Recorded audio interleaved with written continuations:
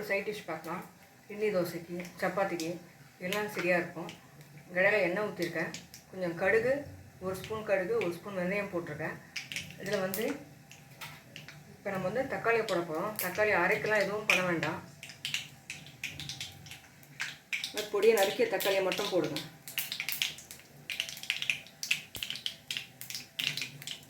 கடுகு வெடிக்கட்டும்.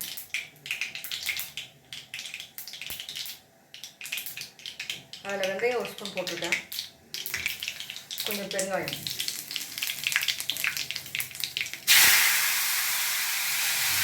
தக்காளியை போட்டுக்கலாம்.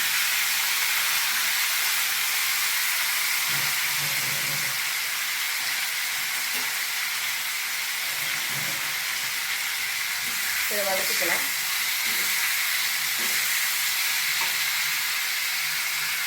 ஒரு 1/2 ஸ்பூன் மஞ்சள்தூள், ப்ளைன் மிளகாத்தூள் ஒரு 1/2 ஸ்பூன் போடுறேன். என்னோடய ஸ்பூன் ரொம்ப சின்னதாக இருக்கும். காரத்துக்கு ஏற்ற மாதிரி போட்டுங்க. இதில் நிறைய போட்டிங்கன்னா உங்களுக்கு ஊறுகாய் டேஸ்ட் வரும். அவ்வளோ போடுறேன். கல்லுப்பு போட்டால் சீக்கிரம் கரையாது. நம்ம இதில் தண்ணி ஊற்ற மாட்டோம். உங்கள் தேவைக்கு ஏற்ற மாதிரி உப்பு போட்டுக்கோங்க.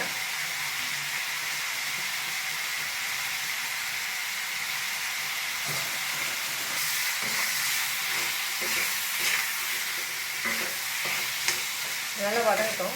எண்ணெய் திரிஞ்சு வரும், அப்போ ஆஃப் பண்ணால் போதும். இது வந்து நமக்கு ஒரு 10 நிமிஷத்துக்கு ரெடி ஆகிடும்.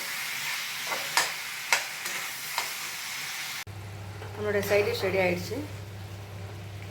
10 நிமிஷம் தான் ரெடி ஆகிடுச்சு. இதை வந்து தக்காளி ஊறுகாய் சொல்லலாம், தக்காளி தொக்குன்னு சொல்லலாம். ஆனால் இதுக்கு வெங்காயம் போட வேண்டிய அவசியம் இல்லை.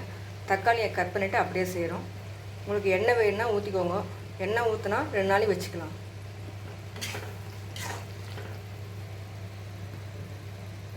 நம்மளோட சைட் டிஷ் ரெடி.